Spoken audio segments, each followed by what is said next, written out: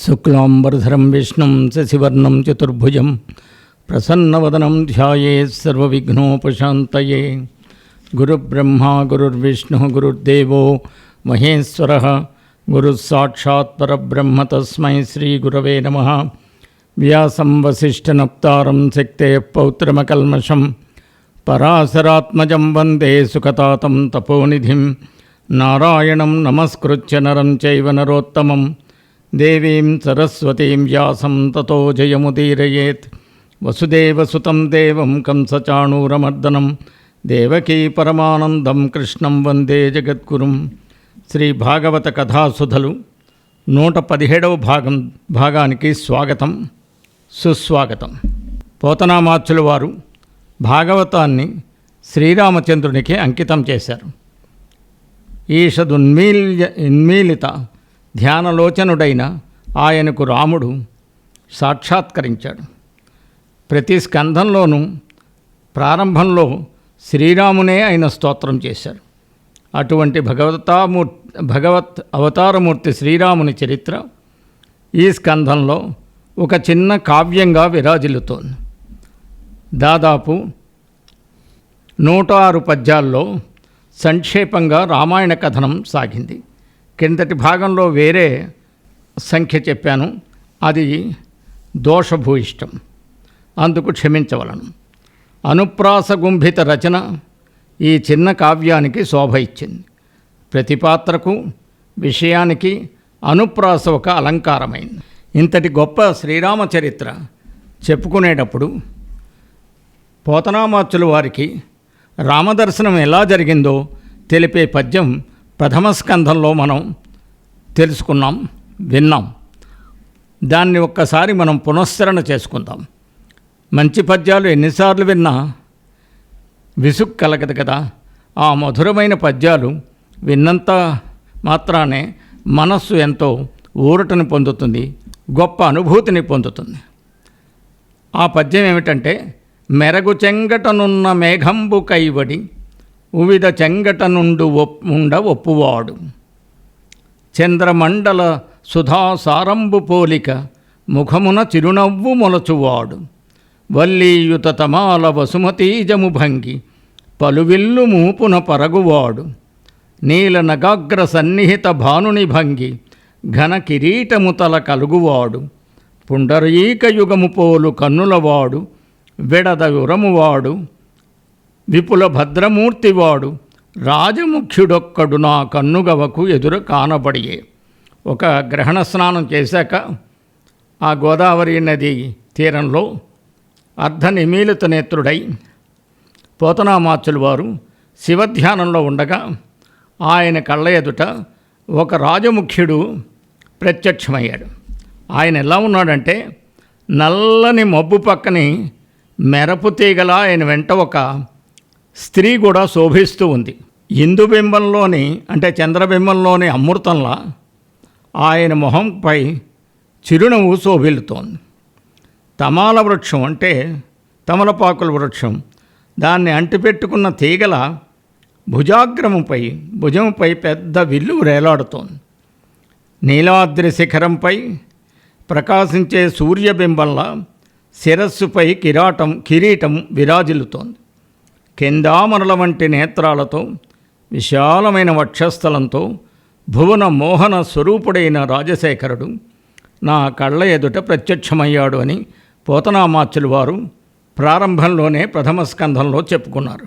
ఆయన చెప్పిన ఆజ్ఞ విధంగా ఆజ్ఞను అనుసరిస్తూ ఆ రాజముఖ్యుడు ఏం చెప్పారు, నేను రామభద్రుణ్ణి, నా పేరు మీదుగా భాగవతం తెనిగించు, నీకు భవబంధాలు తొలగుతాయని చెప్పి అదృశ్యమైపోయాను.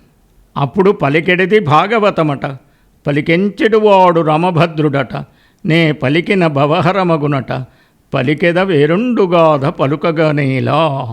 ఆహా, ఏమి నే అదృష్టం అనుకుంటున్నారు పోతనామాచ్యుల వారు. చెప్పబోయేది భాగవతమట, చెప్పించేవాడు శ్రీరామచంద్రుడట, నేను చెప్తే సంసార బంధం తొలగిపోతుందట. అలాంటప్పుడు ఇంకో గాథ రచించడం ఎందుకు, భాగవతాన్నే రచిస్తానని చెప్పారు. ఆ భాగవతంలో అంతర్భాగంగా ఆయన ఇష్టదైవం శివుడైన ఆయనకి ఆజ్ఞ ఇచ్చింది శ్రీరాముడు కనుక ఆ శ్రీరాముని యొక్క ఆజ్ఞను అనుసరించి భాగంగా శ్రీరామ చరిత్ర ఒక చిన్న కావ్యంగా పొందుపరిచి లోకానికి అందించారు. ఇప్పుడు ఆ కావ్యంలోకి వెడదాం. అమరేంద్రాశకు పూర్ణచంద్రుడు దితుండైనట్లు నారాయణాంశంబున పుట్టే మదాంధరావణ శిరస్సంఘాత సంఛేదన క్రమణోద్ధాముడు రాముడు ఆగరితకున్ కౌసల్యకున్ సన్నుతా అసమ నైర్మల్య అతుల్యకు అంచిత జను సంసార సాఫల్యకున్. ఈ గొప్ప పద్యంలో ఏం చెప్తున్నారు? తూర్పున నిండు చంద్రుడు ఉదయించినట్లు గర్వాంధుడైన రావణుని తలలు ఖండించడంలో నేర్పరి అయిన శ్రీరాముడు నారాయణుని యొక్క అంశతో అసమాన నిర్మలత్వంతో సాటిలేని సాధ్వీరత్నము మరణ సంసార చక్రము నుండి సాఫల్యం పొందిన కౌసల్యాదేవికి జన్మించాడు. రాముడు వంటి కొడుకు పుట్టాక ఇంకా ఆమెకి జన్మేముంటుంది? జన్మ సాఫల్యత వచ్చేసింది. ఇప్పుడు భాగవతంలో శ్రీరామాయణ చరిత్ర చెప్తూ అన్ని ఘట్టాలు క్లుప్తంగా దాన్ని స్పృశిస్తూ పద్యాలు రచించారు. అన్నీ ప్రాసతోటి కూడిన పద్యాలు చాలా ఉన్నాయి. చాలా అందమైన కొన్ని పద్యాలని నా ప్రవచనాల్లో మీరు వింటారు. ఇప్పుడు విశ్వామిత్రుడు వచ్చాడు అంటే కథ వేగంగా సాగుతుంది. ఇది అంతర్భాగంగా నడుస్తున్న కావ్యం కనుక విశ్వామిత్రుడు వచ్చి యాగరక్షణ గురించి రాముని పంపించమన్నారు. సరే, కొంత చర్చ అయ్యాక వశిష్ఠుడు సలహాతో రాముని పంపిస్తుంటే లక్ష్మణుని కూడా తీసుకెళ్ళమన్నారు. వాళ్ళిద్దరూ వెళ్ళారు. సవరక్షార్థము తండ్రి పంపజని విశ్వామిత్రుండు తోడ రా అవనీలం తునుమోడే రాముడు అదయుడై బాలుడై కుంతలచ్ఛవి సంపజ్జిత హాటకం కపట భాషా విస్ఫురన్నాటకం జవభిర్నార్యమఘోటకం కరవిరాజస్థేటకం తాటకం. ఇది ప్రాస అంటే. యాగరక్షణ కోసం తండ్రి పంపితే విశ్వామిత్రుని వెంట బాలుడైన రాముడు లక్ష్మణుడు వెళ్ళారు. ఆ శ్రీరాముడు ఎంతమాత్రం దయతలచకుండా బంగారు వర్ణ దేశకాంతి కలిగి మోహపు మాటలతో నటిస్తూ రథాశ్వాల వేగం కల చేతిలో ఆయుధమున్న తాటకను చంపాడు. ఆ చంపిన రాముడు విశ్వామిత్రుని యాగాన్ని కాపాడేందుకు తర్వాత యుద్ధంలో సుబాహుడనే రాక్షసుని చంపి కపటుడైనటువంటి మంజులమైన కాంతి గల నీచుడైన మారీచుణ్ణి పారద్రోలి ఆ యాగ సంరక్షణ అయిపోయాక విశ్వామిత్రుడితో కలిసి మిథిలా నగరానికి ధనుర్యాగం చూడ్డానికని వెళ్ళారు. అక్కడ ఆ ధనస్సును తీసుకొచ్చి చూపించారు. ఆ ధనస్సును 300 మంది బలాఢ్యులైన వాళ్ళు లాక్కుని వచ్చారు.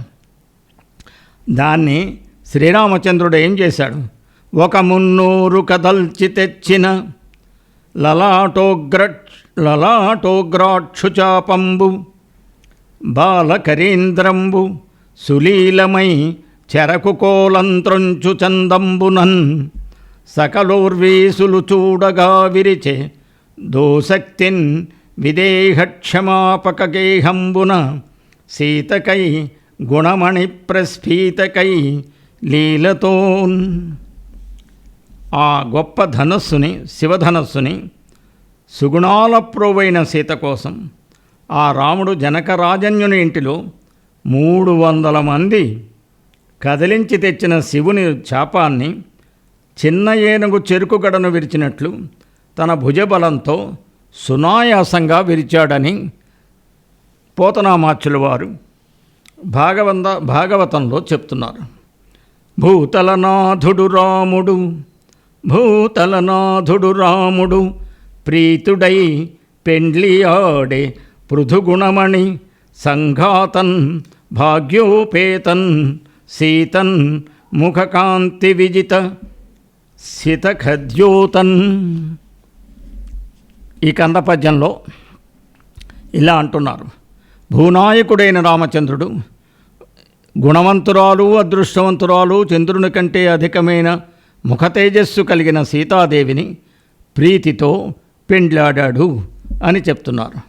శ్రీరాముడు తన భుజబలంతో తర్వాత గండ్రగొడ్డలి కలిగిన గండరగండడు రాజుల తేజస్సును రూపుమాపినవాడు రణరంగ భయంకరుడైన పరశురాముని ఓడించాడు.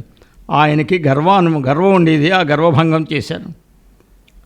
ఆ తర్వాత దశరథుడు ఎప్పుడో కైకకి వరాలు ఇచ్చాడు. ఆ వరాలు ఇప్పుడు కోరుకుంటోంది. ఎప్పుడు?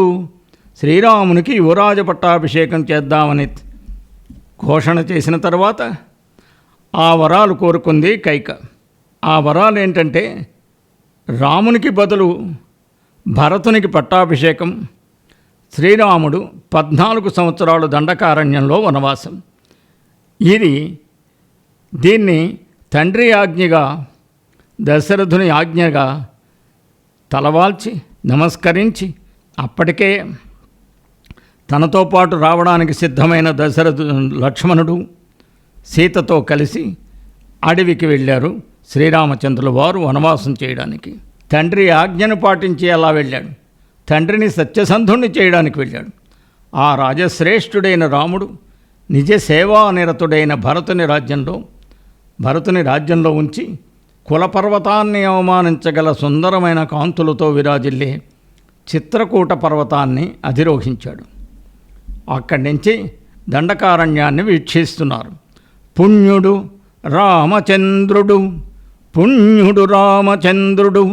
అటవోయి ముదంబున కాంచె దండకారణ్యము, తాపసోత్తమ శరణ్యము, ఉద్ధత బర్హ లావణ్యము, గౌతమీ విమల వాహ్కణ పర్యటన ప్రభూత సాద్గుణ్యము, మల్ల సత్తరు నికుంజవరేణ్యము అగ్రగణ్యమున్. పుణ్యాత్ముడైన రామచంద్రుడు ఈ విధంగా వెళ్ళి ఋషులకు అరణ్యము గొప్ప పింఛాలు కలిగిన ఆడునెమళ్ల శోభ కలిగది, గోదావరి నది దాటి తుంపురుల చేత పుట్టిన ఆహ్లాదము పొందినది, గొప్ప చెట్లతో పొదరిండ్లతో కూడినదైన దండకమనే పేరుగల అడవిని ఎంతో సంతోషంగా చూశాడు అని మనకి శ్రీరామ కథ తెలియచేస్తోంది. మరికొన్ని విషయాలు వచ్చే భాగంలో చెప్పుకుందాం. సర్వం శ్రీరామార్పణమస్తు. స్వస్తి.